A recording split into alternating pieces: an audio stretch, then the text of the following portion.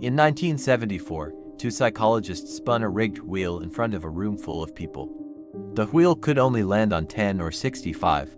Then they asked, what percentage of African countries are in the United Nations? People who saw 65 guessed 45%. People who saw 10 guessed 25%. The wheel had nothing to do with the question. The number stuck anyway. That's anchoring bias, and it's controlling your financial decisions right now. Here's the uncomfortable reality. You believe you're a rational spender. You compare prices. You wait for sales. You read reviews. But your brain is secretly tethered to the first number it sees. And that number rewrites every judgment you make afterward. Marketers have known this for decades. They don't just set prices. They engineer your reference point before you ever see a price tag.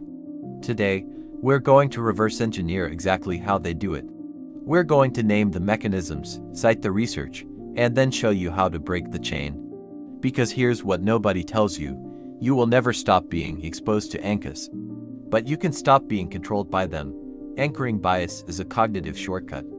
In behavioral economics, the technical term is the anchoring and adjustment heuristic. Here's how it works. Your brain receives an initial number, called the anchor. Every judgment you make afterward is an adjustment from that starting point. The problem, you almost never adjust far enough. The anchor doesn't have to be relevant. It doesn't have to be credible. It doesn't even have to be consciously registered. The contamination happens below your awareness.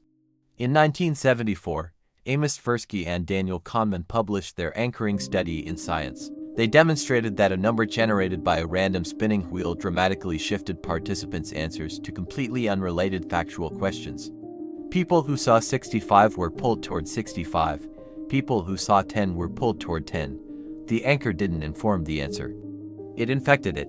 Now here's what makes this genuinely dangerous. Tversky and Kahneman weren't studying gullible people. They were studying smart, educated adults who knew the wheel was random. Knowing the anchor is arbitrary does not neutralize the anchor.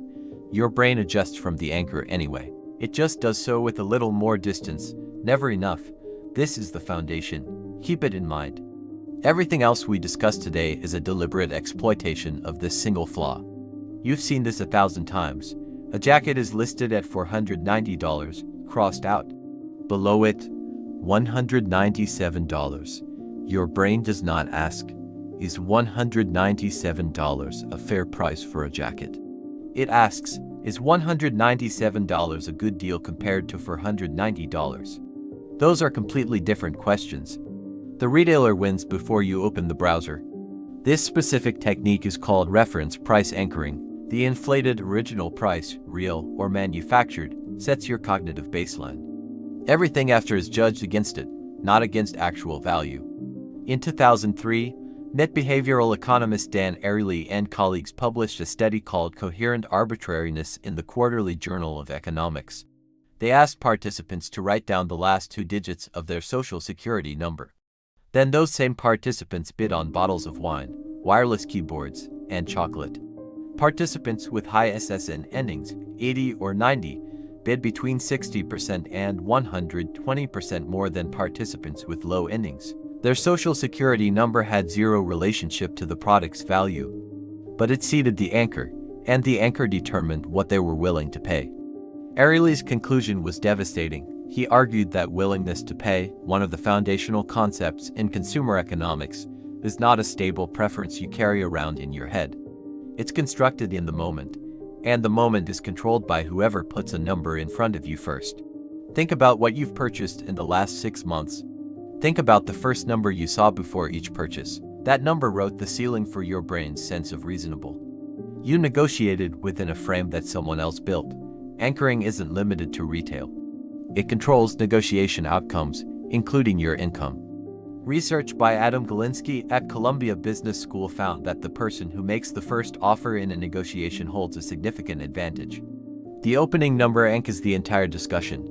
Counteroffers cluster around that initial figure, even when both parties know it's a starting point. Here's how this plays out at salary negotiations. The recruiter asks, "What do you currently make?" You say, $58,000. They offer $63,000. You feel good.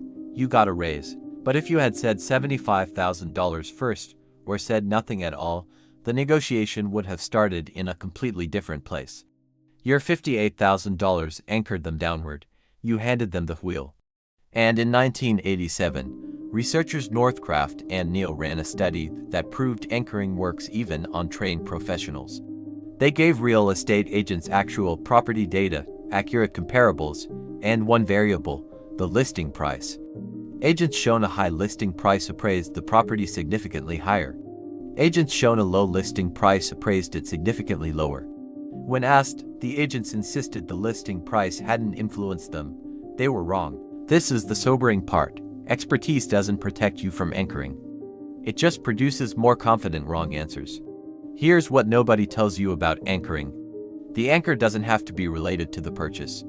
In 2008, Thomas Critcher and Thomas Gilovich at Cornell published research on what they called incidental environmental anchors. Participants saw anchors embedded in product names, numbers like 55 or 05 in a printer model, HP 55, HP 05. Then they estimated the value of completely unrelated products. The embedded numbers in the product name shifted their valuations. The brain harvests numbers from the environment and uses them as reference points, whether they belong there or not. This is why car dealerships seat you next to a $92,000 SUV before showing you the $34,000 sedan you came for. It's why restaurant menus feature one $195 Wagyu entree. That dish is not meant to sell. It's meant to anchor. Every $38 entree beneath it feels reasonable by comparison. It's why a $20 month subscription feels trivial right after you've scrolled past a $199 month enterprise plan. The expensive option isn't a real offer, it's a calibration tool. This technique has a formal name, decoy pricing. It weaponizes anchoring inside three-tier pricing structures. The middle option isn't chosen because it's the best fit. It's chosen because it's been anchored between two extremes that make it feel inevitable. You didn't choose, you were positioned. Let's zoom out. Because anchoring isn't just a shopping phenomenon. It's embedded in the financial architecture of your entire life. The interest rate you accepted on your mortgage was influenced by the first rate your lender quoted. If they opened at 7.4%, you felt relief at 6.9%. If they'd opened at 5.8%, 6.9% would have felt like a loss. Same number, completely different emotional experience. Because the anchor moved, your credit card's minimum payment, typically 1 to 3% of your balance, anchors your repayment behavior in a way that costs you thousands. Millions of Americans pay exactly the minimum not because they calculated that was optimal, but because the minimum payment is the most prominent number on the bill. The anchor pulls behavior toward it, and compound interest does the rest. In 2001, behavioral finance researcher Terence Audian at UC Berkeley analyzed over 10,000 brokerage accounts. He found investors sold winning stocks 70% more often than losing stocks, even when those losing stocks subsequently continued to underperform. Why? Because the purchase price had become an irrational anchor. Investors didn't evaluate the stock's current value or future prospects. They evaluated it against what they paid, a number that the market had long since made irrelevant.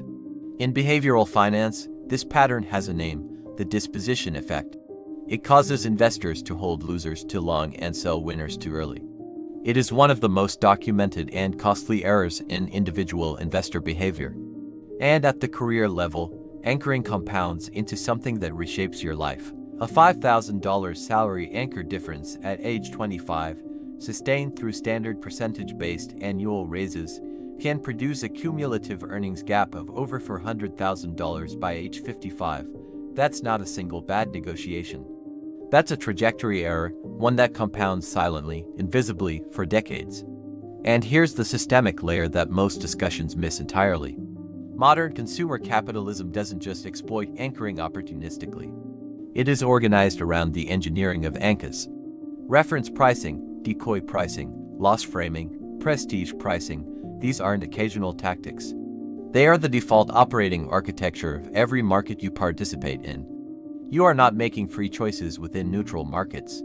You are making constrained choices within frames that have been carefully preloaded. The first number you see is almost never an accident. So what do you actually do with this? 3 things: specific, actionable, no abstraction. First, name the anchor. When you see a crossed out price, a compare it figure, or a 3-tier pricing structure, Your first move is to identify the anchor, not evaluate the deal. Ask yourself one question before anything else. What would I willingly pay for this if I had never seen that first number? If you can't answer that, you're not ready to buy. Second, generate your own anchor first. In any negotiation, salary, rent, car, contract, research your number before the conversation begins.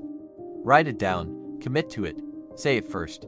Your number is the only protection you have against someone else's. Let them adjust to you. Third, introduce a mandatory delay.